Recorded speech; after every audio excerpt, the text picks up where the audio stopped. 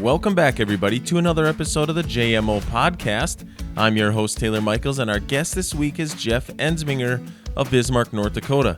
Jeff's a tournament fisherman and fishing guide on Lake Sakakawea.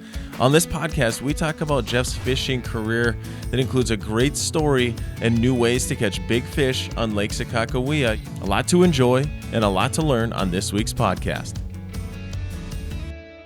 Make sure to visit our Facebook and Instagram pages at Jason Mitchell Outdoors to recommend a guest or a topic for an upcoming episode of the JMO Podcast.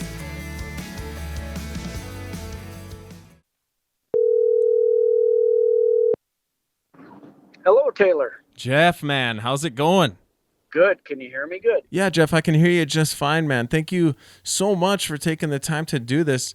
I look forward to getting to know a little bit more about your career here in this interview. To talk a little bit about some of your origin story, kind of where you're from and how you came up and flexed your passion for fishing. I grew up in Beach, North Dakota, so very western part of the state.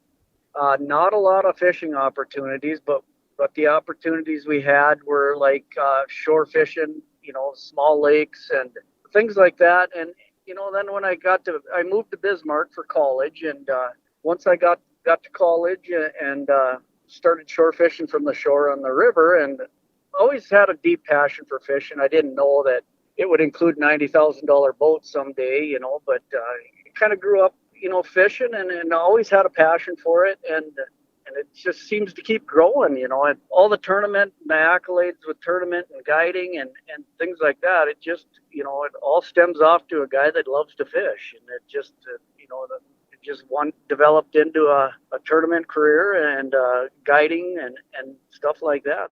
At what point did you go from, being that young adult with knowing that you probably had a passion for fishing deep in your bones, but what would you say was the big happening? When did the switch flip, and what steps did you take when you saw a tournament format for the first time? Like, how was that introduced into your life? Well, tournament, back in the PWT days, Taylor, that they used to come to Bismarck a lot, and that's how I kind of was introduced to tournament fishing, is seeing them guys roll up in them nice boats. And I would just go down to the river at 6 in the morning, 7 in the morning, just to watch them go. And within a few 4 or 5 years, I'm got my own boat, and that's how that kind of got started in the tournaments. I kind of just started with a small company tournament, in 2000, around there, and then kind of just got bigger into the local tournaments and the AIM series, and then it just developed into the AIM series, and now we're doing the Casino Cup series, and that's kind of how that developed, just watching the guys in the PWT when they used to come through Bismarck and fish that. And so was it always, even when you were watching those boats go out, was catching big fish and hunting and finding big fish, was that kind of the thing? Was that kind of the major motivator? Or has it always just kind of been time on the water and just having a fun day on the water? Talk a little bit about what drives you, to get that boat and fish that first tournament. I'll tell you, it started off, hunting big fish, but the older I get, Taylor, the more it's just the enjoyment of catching fish. I obviously like to catch a 29, 30-inch walleye, but to keep people busy with 18, 16, 18-inch fish, 19-inch fish, myself included, that's getting to be where, obviously different situations when I'm tournament fishing or stuff like that. But, now it's just getting out there and fishing and just catching fish. But there's always, there was always a drive, especially when I was, competing in local tournaments and stuff to find the biggest fish. And that's part of the, it's the hunt, my favorite part of tournament fishing is the pre-fish and trying to locate fish and finding the best school of fish you can find. And sometimes it works and sometimes it doesn't. And how long have you been guiding? I've been guiding off and on, and it's a part-time thing for me, Taylor. I work shift work, so I have I work a lot of hours and a lot of days off. So it kind of just evolved into, picking up a guide trip here and there. And then, now it's, 20 trips a year, 15, 20 trips a year. And And that's kind of how that went. I started just guiding for Mike Hawes, he owned Fishing Buddy, and then we just transferred into, and then just taking trips every week, or maybe like a Tuesday or a Wednesday, because I have such different hours than most people. I don't work a 9 to 5 job, so. Sure. Well, I'll tell you what, very few passionate fishermen that are out there that many days on the water have a normal job. Yeah. Because you're not a normal individual to begin with. You got that right. Are there some things that stick out over the course of the early side of your career where you were really learning a lot? Are there some stories that you tell in the boat when you're guiding that were just some really great turning points for you in your career that maybe you learned when you were fishing the PWTs as a co-angler, or when you started captaining your own boat? I mean, tell me some of the stories about your career when you were coming up and learning a lot, making big moves. Well, a lot of it, I learned a lot when I did some co-angler stuff with the PWT. I back in them days, it was Lake Sakakawea. They would come to Fort Peck, Chamberlain, and I didn't have kids, so I was, I had the luxury of spending my whole, 3 weeks vacation I would jump in with Pete Harsh or Jim Mozanowski or Cavias and Parsons or Tommy Kimos, any of them guys, for a week straight. And Taylor, that's where I think I really turned a corner, along with some local guys like Kurt Chirado and Jason Wright. I fish with them guys, and they're just, so good on the river, on the Missouri River, and a lot of my friends. I can't even start to name all my friends that I've learned from, and but I would say the turning point to where I got to be a better fisherman is when I would do the co-angler side, and then spending like 3 or 4 days pre-fishing with pros is where the pre-fishing is where you learn. It's all business during the day when and I would sign up to be an amateur or a co-angler, but the pre-fishing is where I would suck it up like a sponge. I'd write things down. I would try to remember everything that they did, even if they weren't trying to teach me. So that's where I think I maybe turned the corner, and became a better angler. I love just poking that bear and trying to suck those stories out of guys like yourself that have been through that. You've shared the boat with, some of the best anglers out there, and it obviously has rubbed off something. I mean, do you think, what have been maybe some of the intangibles, some of the strategy or nuance to fishing that you maybe learned over those years that have carried you, years later to now with some of your success, and maybe, some examples of some tangible things? What have been some techniques and things like that you were in the boat, you thought maybe you had it dialed in because, well, everybody knows how to tie a fishing knot, and then maybe you learned something from one of those guys in the boat, and that just changed everything? Well, I guess I could throw a story out. I drew Dan Steer one time on Sakakawea, and probably the most I learned in one day, whether he knew it or not or cared or not. But it was back in 99, 2000, before people were pulling slow death rigs, and I think Dan and Dave Spade maybe bent their own hooks. I remember him telling me, so I learned that technique, and for a couple 3 years, you could pull into a crowd of 8 or 10 boats and outfish everybody, in that pack, and by far the reason I won the Dakota Classic back to back was because of that technique, and not a lot of people were doing it. There was a few. Well, it got to be later on. I thought I kind of knew the technique, and then I watched Dan. I fished by him one other event, maybe in Mobridge or something, and watched him run it, and learned more, whether he even knew I was there or not. I was in a different boat, but he would run them slow death rigs right up on a brake line, bounce them off the brake line, come out. Where a normal fisherman like myself at the time, I would just try to follow the brake line. And Dan was banging his stuff up there at, probably twice the speed. I usually run it, and to this day I still do, like a 0.7 to 1 mile an hour. And he was doing like a 1.3 with maybe twice the heavy bouncers on and banging them against the brake line and coming off, and basically covered twice the water we did that day. And boy, his weight, Tayler, it was twice the amount too. So, I had maybe pulled slow death for like 3-4 years. So I kind of thought I had a good thing going. I knew what I was doing, but then I had watched him in a Mobridge tournament, and I was competing against him. And yeah, he just cleaned me up just because he was running them different and faster and banging against the brake line. So that's kind of one of the stories I learned to do. You just learn, every tournament, Tayler, I learn something even to this day, I pick up something new. And you learn a lot from tournaments. I mean, sometimes they're very humbling, and you just wonder why you signed up and did them. I think we've all had that feeling, but if you step back from it and you just get to know the guys, you get to know where they fish that day, and you learn where you made your mistake. And heck, sometimes they win a spot on a spot you pre-fished, and you just know you did something wrong. It wasn't your day. So yeah, I still learn from every tournament I do, to be honest with you.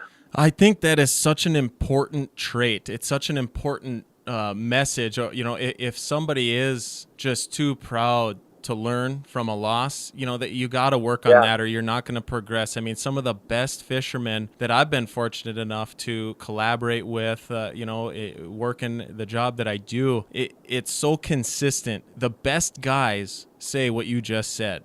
At what point in time coming up did you know that you were going to stick with it? You've obviously gone through changes in your life, talk about being married with kids. At what point in time did you know, was it day one, that this was something that you were going to always pursue? This was going to be your lifestyle?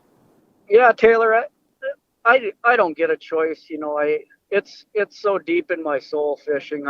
My wife, even if I get crabby around the house, she says, "Well, it must be time to go fishing." So I don't have a choice. It's something with, it's a disease to me. It's just a good one though. I just love it. And if I don't get to do it, boy, it's tough for everybody. So, there is no choice. It's just something I love to do.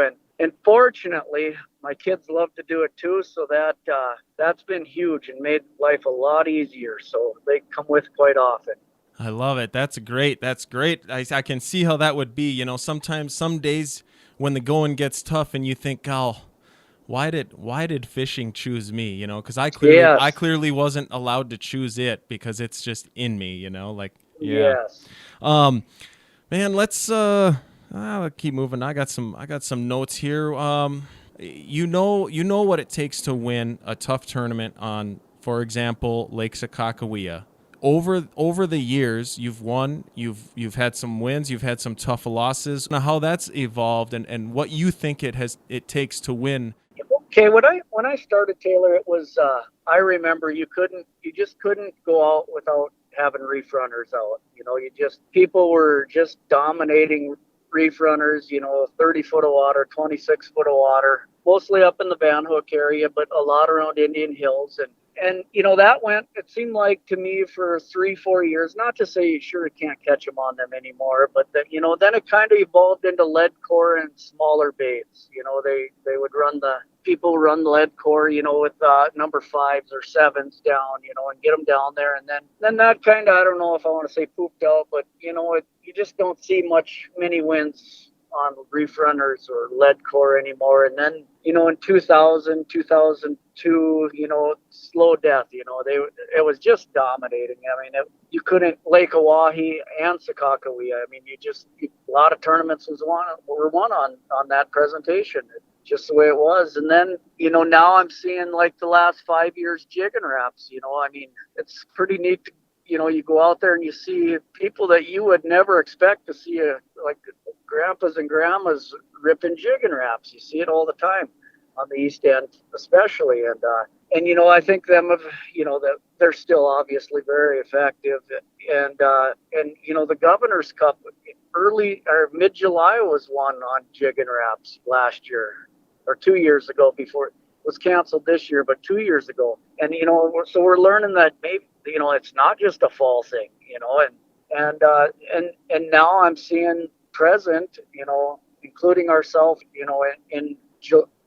mid-July or early July, we won a tournament at Four Bears on crick chubs. And, boy, it's hard to keep them. And it's like Taylor, it's like two adventures. You got to find them, you got to catch the crick chubs, and then you got to catch the bigger fish. It's like having two jobs. But I just don't. If I could say one thing about that, the win we did have at Four Bears, we all decided that if you don't pre-fish with the crick chubs, I mean, my partners went over an area, slow death, leech, the basic stuff, and kind of etched it out in their schedule, because it just didn't produce anything good. And I just happened to stumble through there with some crick chubs and caught two big fish, and that's where we won the tournament. So not only do we have to catch them for the tournament day, now it seems like we better have some for pre-fishing too. So it'd be like having three jobs now. So yeah, and that's kind of the evolution I've seen in the last 20 years from my perspective. I'm sure I missed out something, but that's what I'm seeing, Taylor, for Sakakawea. This creek chub thing, what do you think is the nuance to it that is specific to Lake Sakakawea? Well, as far as I know, and in the group of people I fish with, it started when the Williston guys came from. There's a group of Williston guys that come up to the Big Muddy, and they took first, second, and third in the Big Muddy, which is nearly impossible. I mean, that when you look at the group of anglers that fish the Big Muddy, and they're just river rats, and for these guys to come in from Williston and take a first, second, third, that's pretty amazing. And it just so happens I got to be buddies with all of them guys, all three of them, and found out, that they were running crick chubs, and now I think a lot of say Big Muddy or tournament anglers altogether fish crick chubs. It's, especially on the river, Taylor, it's an extra line because you can't pitch two rods. And that's what's the dominant pattern in the Big Muddy or early spring on the Missouri River is pitch and jigs and plastics or minnows. Well, you throw a crick chub out, it's basically a free line, times three. You get three people in the boat, so you get three extra lines. And so that's, as far as I know, they're the ones who brought this pattern to North Dakota, and it's obviously working on Sakakawea. And I tell people too, and I should mention that the crick chubs ain't magic. I mean, you don't throw them down and get a fish. You still got to be around fish or the right fish or big fish in general to get them. But I'll give you another story. I was guiding here last week, and a gentleman and I went out, and we didn't have crick chubs, and we pulled through an area in Douglas that I like to fish, and had, I think, 6 or 7 in that 17 to 18-inch mark. But I seen big marks, what I thought looked like big fish down there. And it was a 2-day trip. So the next day, my kids and I, that night we went out and caught some crick chubs, and I was able to bring 10 of them up. And they were big fish. I mean, it was the same marks and the same exact cup on a point. And we caught 4 of them that were 23 to 26 inches. So without a doubt, I mean, them crick chubs made them for bite, because I rolled over them fish 5 or 6 times with slow death and leeches, and they wouldn't have it. So, I mean, that's just one example of what they want. I mean, and I have, on certain days, I think crawlers will produce more fish, but as far as quality goes, it's really tough to beat a crick chub. The JMO Podcast is sponsored by Long Haul Trucking. Long Haul's always looking for more skilled professional CDL drivers to join their team. They're a people-first company, and it shows. Their employee-owned, asset-based fleet of over 350 Conestogas is among industry leaders in pay and benefits geared towards long-term success and growth for company drivers and owner-operators. If you're a professional driver or a company that wants to ship product with the best in the business, get a hold of Long Haul at 1-800-255-5153 or find them online at longhaultrucking.com. Long Haul, running on the power of promises kept. What does your creek chub setup look like? I mean, is it something you just keep it simple, or how how specific do you like to be with your creek chub setup? And obviously, like you said, catching those creek chubs is no easy task. Here there's only a Yeah, select areas you can find them. You a lot of times you catch them on hook and line. How bizarre is that you got to catch a fish to go to catch a catch a fish? fish. Yeah, And and some of them are 9 inches long and almost big yeah, enough to clean, like a perch. And yeah. and then others are so talk about your setup and what you like and how that works for you. I'm still learning on this. I'm not. Luckily, I'm friends with the guys from Williston, and I picked their brain about it, and they're really experts at it, and they know who they are. And I'm sure they don't want me to say their names, so other people keep bugging them. But so what I do, I've got. Well, I'll start in my garage. I've got a freezer with a timer that turns on the freezer when it hits a certain temperature, and then I've got a water filter in there, so it's always filtering the water. So I set my freezer at like 53 degrees, and then of course, we have to go out, and that's another thing with these crick chubs. It's like I keep my crick chub, and I think everybody does, the spots where they catch crick chubs, they keep it more quiet than where they catch walleyes, and that's the honest God truth. It's like a secret society basically. You don't want anybody to find where you're catching crick chubs, and it's kind of interesting. And me and my kids go catch them. But as far as the presentation goes, it's really simple. It's a Lindy rig setup. I'll use slide bottom bouncers, or bullet weights, depending on the depth of water, and just something that if you feel you got to feed them line, that you have that option, a slide bouncer or a Lindy weight, and do pull them a little slower than, a slow death rig or a spinner rig. I try to keep it that 0.4 to 0.6 behind a slide bouncer or behind a bullet weight, going pretty slow. What are some of the things that you're factoring in, differently to run creek chubs and target big fish specifically? Okay, and again, I'm still learning. But what we used up in Four Bears is like clicker rods, which I think originated from cat fishermen. They have a setting on them where you can hit the button up and it lets the drag out, but you hear the clicking and it's a real soft drag. So we started using them for crick chubs. I think they're called clicker reels, but I like I'm a mono kind of guy. I use mono with everything. But with this crick chubs, I really like a super line as my main line. With I like to, when the crick chub is getting stressed out, or possibly a big fish following it, I like to know that a big fish is following it. So I like the super line. You can feel them getting scared and getting nervous and moving around down there. And then I like a 12-pound. So I'll use like a 14-pound super line and a 12-pound monofilament leader with a swivel, and then my weight. So that's basically my setup. I'm really experimenting with the clicker lines, so I like how they, especially if you're in a stop, anchor mode. I think that's your best option. We can talk all day about what level of fishing it is, and that the NWT is coming to town or whatever. But when you win, you talk about the Big Muddy and that. I mean, these are core groups of hardcore fishermen that are so dialed. The whole field is dialed in, and so that tournament that you won at Four Bears. I mean, I was there. I know some of these faces. I'm familiar with. I shared a boat with some guys that are no strangers to big fish on that body of water. I mean, that's a tough win. You did it. That being just one example. But at what point in time did the switch kind of go off for you that you figured out how to win?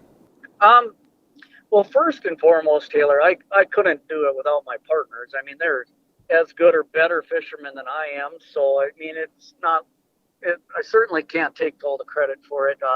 When we won AIM Team of the Year, Mike Peluso is obviously a great angler. And Damian Huddle and Leon Lyer, they're my casino cup partners. And, like I said, I mean, earlier, it's just, I learned, I sucked it up like a sponge. And if we did bad in a tournament, I just almost made me like, just wanting to learn more and figure out what, anything I could do to figure out what the guys who took first, second, third. And it's not always the guys who take first. It's the second place guys that you can learn from, because they're maybe more willing to talk to you, So I would just, suck that up and pick their brain if they'd let me, or even my partners, that I fish with at, the Casino Cup. I pick their brain, they pick my brain, and kind of come to, yeah, maybe we shouldn't have done that. That was a bad move. And boy, what if we, it happened at Four Bears for us. We fished next to three guys that are just excellent band hook fishermen. We know them. They're, it's somewhat intimidating when they, are fishing by them, but we just knew that they were good on band hook. And we were fishing the point together, and they got two quality fish, and we got one. And, and it's just hard to watch somebody catch a big fish right next to you. I don't care how many years you've been doing tournaments. It just eats at your gut, when you see that right next to you. And, well, it just so happened we moved to the point 200 yards, not even 100 yards to the north. There's an underwater point, and it was on fire. I mean, like, we had four fish that were 23 to 29 inches right now. I mean, all four rods just went off. Had we not made that move, and I know the guys that were fishing next to us, they were literally going to go over there in the next 10 minutes. They had discussed it. They were going to, if they didn't catch one on this next little 100-yard pass, they were going over there. And we just happened to beat them over there. And that's really what that specific move right there won us the tournament, because they could have easily went over there, 5 minutes before us and then got them fish, because they were good enough to catch them. They were as good as us. And it's just a timing and picking each other's brains in the boat. I had mentioned I was running the boat. I said, should we go over there? Should we go over there? Yep. They all agreed. So we just went over there before them. And it's just little things that, zig when you should have zagged happens more often than not. But sometimes you get a lucky move like that. And that's what done it for us. And like we started in Devil's Lake and beginning of June there. And that was a fun bite. We had pulled up in a spot in the trees, and Leon pitched a bobber out, and we were setting up, and he already had one. And pretty soon me and Damien are just put on bait for him. And I think as well as anyone, Tayler, how Devil's Lake can have one little cup in the trees, and that's the only place you're going to get them. And that was definitely the situation. So we were basically just baiting his hooks and netting his fish and getting the line ready for him. And that went on for 7 fish. And heck, after that, it was pretty one here, one there, and just made it was about the fastest 20 minutes of fishing I've ever had in my life, and I didn't even reel one in, so that was pretty neat. Then after that, we went up to Mobridge and kind of missed out on the bite. We took 12th up there. We took 5th in Devil's Lake, and took 12th in Mobridge, and didn't get that bite on the lead core, the deep lead core or deep trolling pattern up at Swan Creek there, and just didn't catch that. We were up in the area, and it just didn't happen for us. And I think, maybe the top 5-10 teams were up there, and we were basically, when we came in with 12 pounds or something, we were feeling pretty lucky to even have that. We weren't on them. It was just one of them tournaments where we weren't on them, and it just didn't work. But to take a 12th, we were pretty happy to even escape with that. So, and then, Four Bears was next. And I think I've talked a bit about that. It was unbelievable. One of the stories I'll throw out there, a friend of mine was fishing with me the day before and had a small walleye on one of the 10-inchers. I think you were up there, Tayler. There's plenty of them around. Oh, man, yeah. Yeah, so he had that on, and he looked over and his other rod was snagged, so he just left the 10-incher in the rod holder. Well, before you know it, he's battling a fish, and we thought, pike right away, pike, and then he got it up one time, and there was a couple other boats around, and any tournament angler will tell you don't want to be whipping the net around when there's boats in the air. No, that's taboo. Yeah, and here, we thought pike until it came up, and it was like a 32, 33-inch walleye, probably the biggest one I've ever seen. And we both look at each other and like, should I grab the net situation? And he's like, grab it. That's the biggest fish I've ever seen. And we got it up again, and he just let go of the walleye. But it was a huge, and that's the area we ended up fishing. We had caught a couple 26-inchers also with that fish, and so that was definitely a big fish spot for us. And of course, the other team that was in there was a few others throughout the day, but one other team really stuck in there hard. They did pretty well too. So. Right on. And then, and talk about, I want to revisit before we get too far away from it, the decision, there's in that tournament format, you're talking about that Casino Cup walleye circuit. That's 3 guys in the boat. That's a little unorthodox. A lot of times, the team events, it's 2 in a lot of them. And then the co-angler events, you've got a pro and an amateur. And so to have 3 guys in the boat that can be, when you look across the field of fishermen, there's lots of egos, right? There's lots of egos. Everybody's got one, it just depends on how you use it and how big it is. And so it had to have been extremely gratifying for you guys when you look back at you had just you had an opportunity to demoralize yourself when you were in your primary spot and you saw yourself get outfished 2-1 on big fish on a boat next to you. And you kept your heads, and you were able to communicate and have those discussions as, just educated, men with respect for each other in the boat, and you moved a little bit because you knew something had to happen. You've been in that situation before where you've been fishing other people's scraps probably, and those tournaments you finished a couple places out of the money.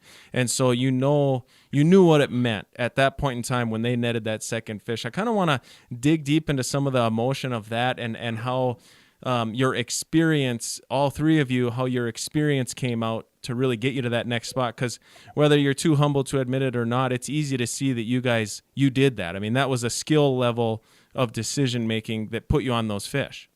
Yeah.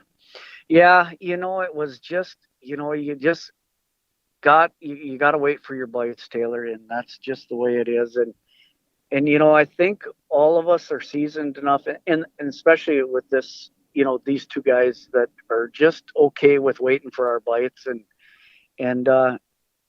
we've been around. I mean, both of them guys are just really good fishermen. I call them the 2 fishiest guys I know, because if there's a fish around, they're just fishy. I mean, that's just the way it is. Them 2 will get it, and you just got to pick and wait for your bites. You're just not going to get them all, especially when you're competing against, like you had mentioned, everybody's so dialed in with the Missouri River, but it was the kind of boat that you just don't want to see in your spot, because I knew who they were, and you just don't want to battle them, but you got to, and you got to stay confident, and you got to just work for every bite, and that we did. We grounded out there and moved around just a little bit, like these 200-yard stretches, and boy, it's sure nice when they end up like that instead of being 25 miles apart, So there's no decision, it's just and bump gas, over here. Gas was going for a premium that day, if I remember right, for a lot of boats. Oh yeah, there was a lot going. Yeah, it was so nice out that you felt like you could run wherever you wanted to, and boy, that I just have had very few tournament successes where I'm running around, just very few compared to grinding. I've done so much better grinding, just grind out a spot. Just just hope that one fish. There's been days in the Governor's Cup where, me and my partner will just hope for one bite. Because if we get one, it'll make us stay for number 2.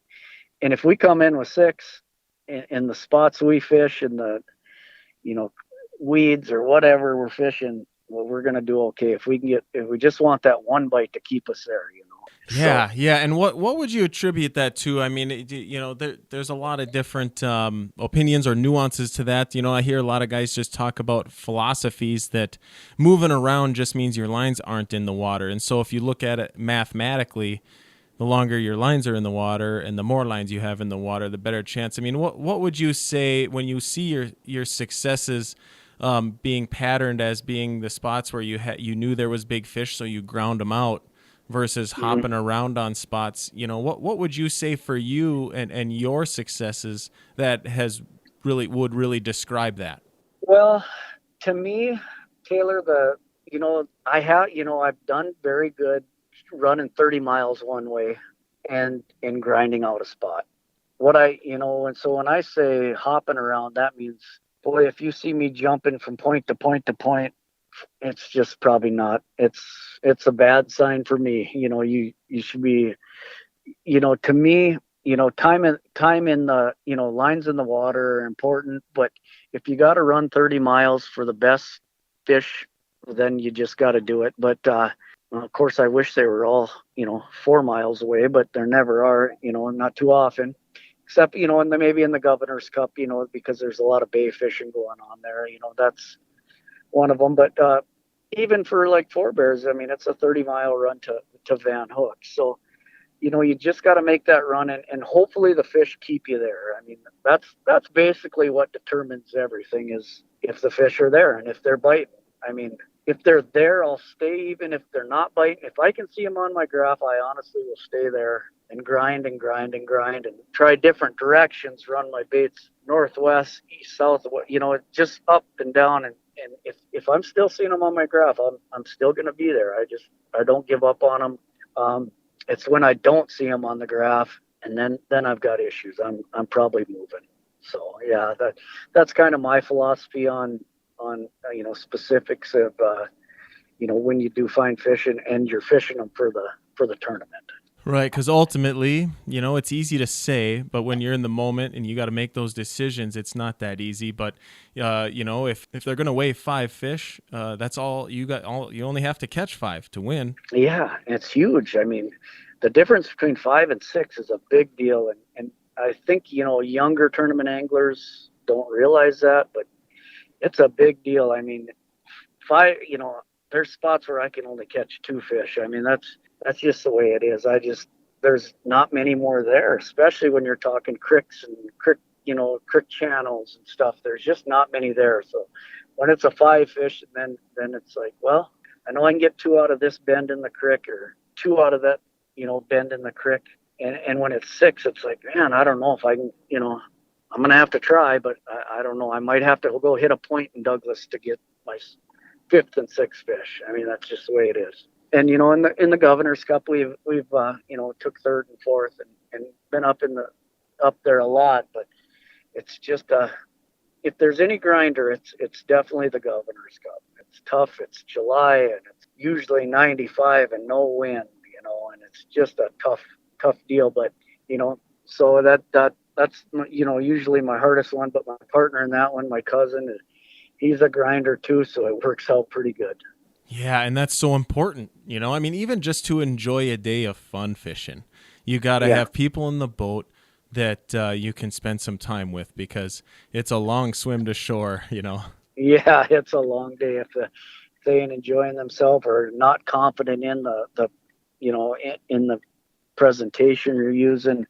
Just makes for a long day.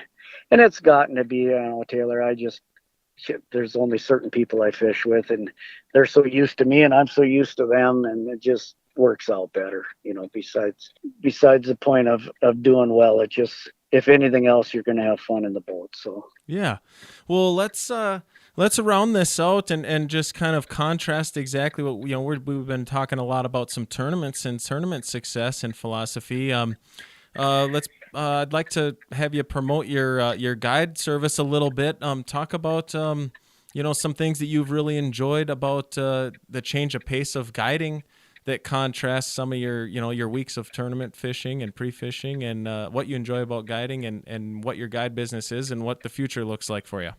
Okay, yeah, I guide for Mike Upgren. He's realfishingguides.com. You can reach, one of us will take you, or if we can't work in or schedule, he works with other guides to get you in there. So that's realfishing.com, REEL fishing. And then guiding, to me, every guide, just the days that are 90 degrees and no wind and the fish ain't biting, and them are just tough days. But then there's days where the fish are jumping in the boat, and you're taking pictures of a client for him, and it just makes up for it. But you got to enjoy the moment. At least you're fishing, and you're out there fishing anyway. It's just better than work. So that's kind of what I enjoy about it.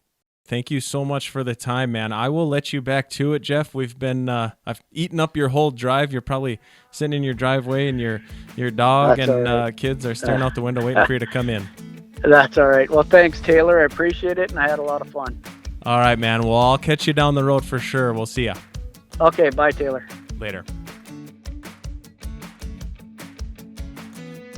And thank you all for following along on another episode of the podcast. If you're following on YouTube, Spotify, Stitcher, or Apple Podcasts, make sure to like, subscribe, share with your fishing friends, and head over to our social medias on Facebook and Instagram at Jason Mitchell Outdoors, where you can recommend a guest or a topic for an upcoming show.